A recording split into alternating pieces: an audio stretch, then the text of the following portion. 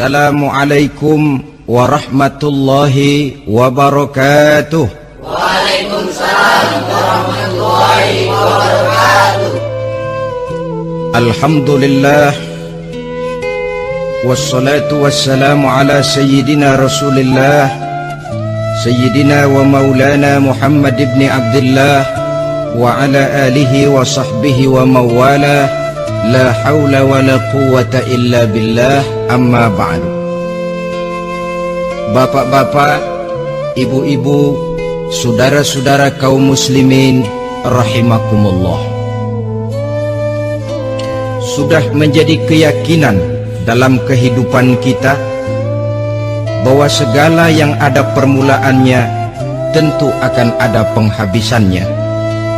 Setiap yang punya awal mesti akan punya akhir. Tidak ada keabadian dalam kehidupan dunia ini. Semuanya datang dan pergi silih berganti, berubah oleh pergeseran masa dan pertukaran waktu. Demikianlah kalau kita mau merenungi kehidupan dari alam di sekitar kita.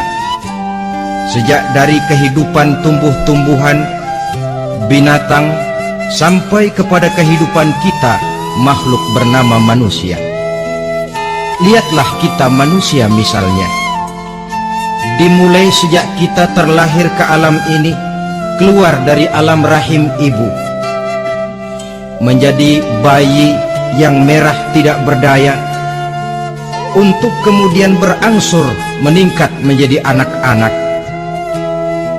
Dari kehidupan anak-anak berubah lagi kita menjadi remaja dengan segala keceriaan dan kelincahannya, dan dari masa remaja naik lagi kita memasuki usia dewasa, untuk kemudian berangsur memasuki hari tua.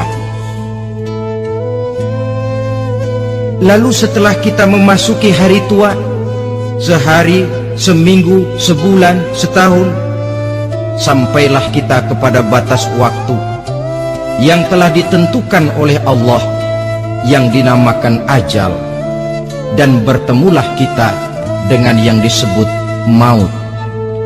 Ini merupakan kepastian dalam kehidupan. Kalau saja kita mau merenung perubahan-perubahan yang terjadi pada diri kita, seharusnya membuat kita insaf dan sadar.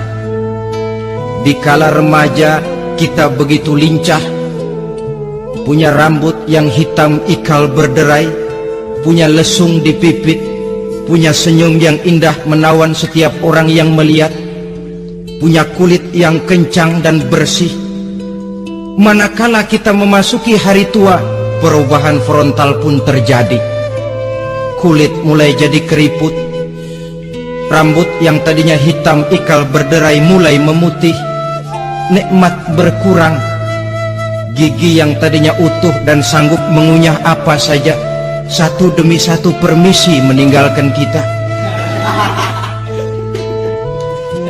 Sangat boleh jadi dikala remaja kita senyum semua orang terpikat. Dikala hari tua dengan kulit yang keriput dan gigi yang tidak ada lagi, manakala kita senyum mungkin orang bakal lari dari sekitar kita. Kemana keindahan yang tadinya begitu menawan? Kemana senyum lesung pipit yang tadinya menarik perhatian orang? Pergi meninggalkan kita, berubah oleh pergeseran masa dan pertukaran waktu. Nah, bila maut datang menjemput kita, selesailah kehidupan sampai di situ? Ternyata belum.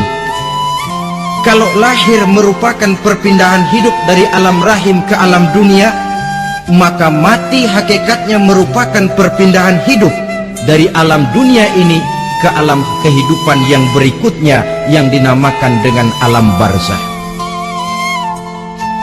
Andai kata hidup cuma sekali, secara moral kita sanggup berkata, alangkah tidak adilnya Tuhan. Kenapa? Dalam kehidupan ini kan aneka ragam terjadi.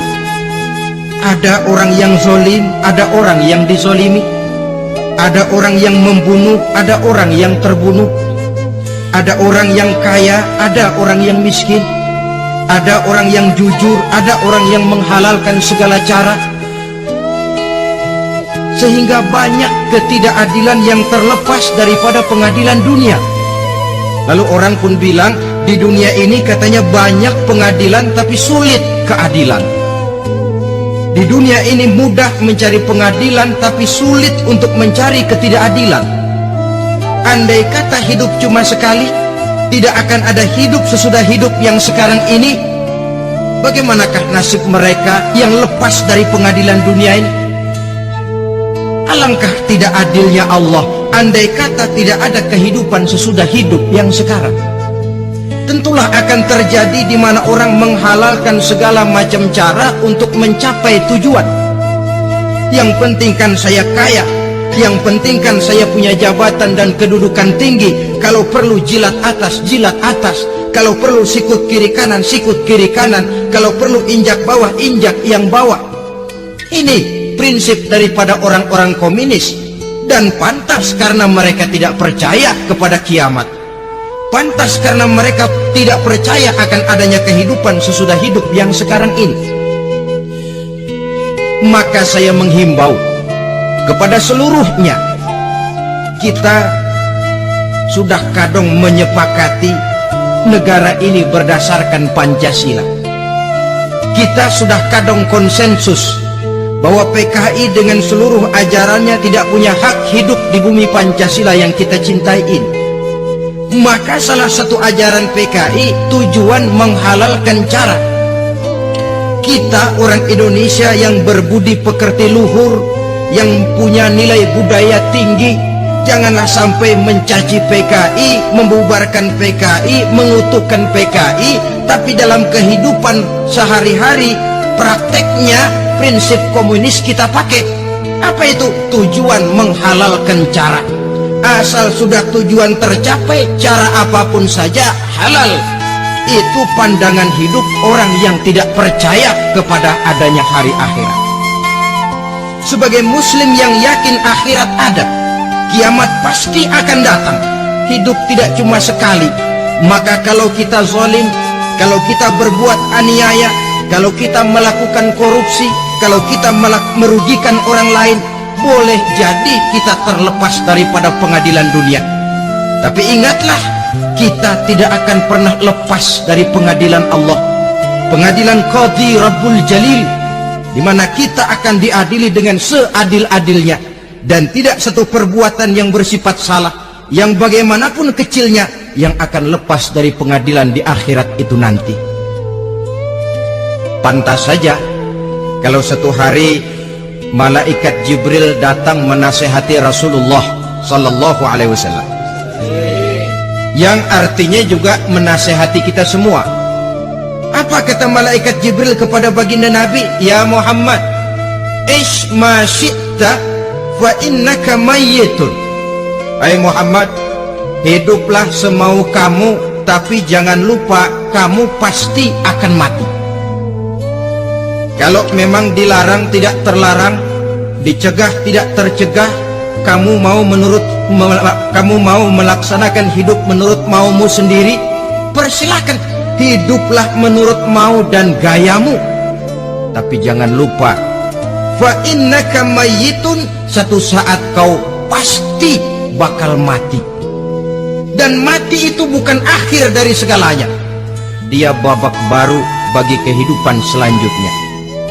Silakan hidup menurut maumu, tapi jangan lupa kau pasti akan mati. Wa'mal ma syi'ta fa innaka majziyun bih. Kerjakan apa saja yang kamu mau. Kalau kau mau menghalalkan segala macam cara, persilahkan halalkan segala macam cara.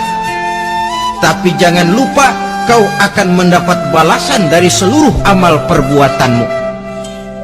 Wa ahbib ma syi'ta fa innaka mufariquhu. Dan cintailah apa saja yang mau kau cintai. Kau cintai anak istrimu, silahkan. Kau cintai harta bendamu, tafadhal. Kau cintai tanah airmu, kau cintai pangkat dan jabatanmu, persilahkan.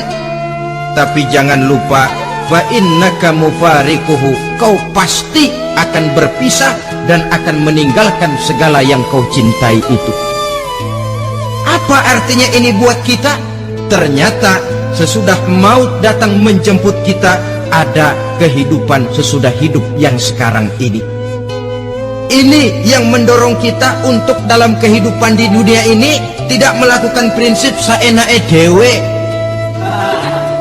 semaunya sendiri saja, asal perut kenyang, asal pangkat tinggi, asal harta dapat. Masa bodoh dengan merugikan orang lain, masa bodoh dengan menipu orang lain. Iku jenenge saenake dhewe. Muslim tidak diajarkan. Ingat manusia, setelah kau mati, setelah kiamat datang, kau akan dibangkitkan, kau akan dimintakan pertanggungan jawab tentang kehidupan yang sekarang ini. Saudara hadirin, oleh sebab itu kalau kita bicara soal kiamat, soal akhirat, ini memang masalah yang gaib, yang sepenuhnya tidak bisa dicernakan dengan kemampuan penalaran intelektual. Dasar di dalam membicarakan ini tidak lain adalah iman kita kepada Allah Subhanahu wa ta'ala. Bukan cuma zaman sekarang, dari zamannya Nabi. Orang itu kalau sudah bicara kiamat, bicara akhirat, ada yang ragu-ragu, ada yang menolak sama sekali. Bukan dari zaman sekarang, dari zaman dulu. Pernah kok satu saat Rasulullah itu dakwah menceritakan, saudara-saudara, akan terjadi kiamat di mana Allah akan membangkitkan manusia dari kuburnya untuk memintakan pertanggungan jawab. Ini dalam dakwahnya Nabi pidato macam itu. Apa reaksi orang? Yang beriman ya mantap, tapi yang tidak beriman, bajingan-bajingan Quraisy ini, mereka bertepuk tangan, mengejek, mencaci. Malahan ini yang luar biasa, ada dua orang kafir namanya Ubay bin Ka'ab dan Al-As bin Wa'il. Mendengar pidato macam ini, mereka buru-buru pulang ke rumah. Ngapain? Ngambil pacul. Lalu berangkat nyari kuburan tua. Dia gali itu kuburan, tulang-tulangnya diangkut, dibawa ke depan Nabi. Ya Muhammad, tulang-tulang yang udah hancur begini, siapa yang bisa ngidupin lagi? Ah, yang macam-macam aja kamu Muhammad, nggak rasional, nggak masuk akal. Allah menjawab. Apa kata Allah?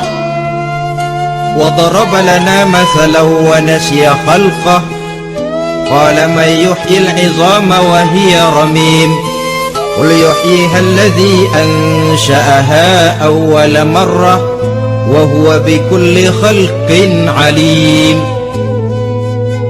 Mereka memberikan perumpamaan kepada kami, kata Allah. Mereka melupakan asal kejadiannya. Mereka bertanya, siapa yang sanggup menghidupkan tulang belulang yang sudah hancur kayak begini? Qul yuhyiha alladhi ansha'aha awwala marrah. Katakan kepada mereka Muhammad, yang akan menghidupkannya adalah dia yang telah menciptakannya pertama kali dulu. Kalau dia sanggup menciptakan, dia tentu lebih sanggup lagi untuk mengembalikan reproduksi ciptaan itu sebagaimana semula. Yang paling kasihan yang ragu-ragu. Akhirat itu ada apa enggak sih? Kiamat itu ada apa enggak sih? Lantaran ragu-ragu, terombang-ambing dia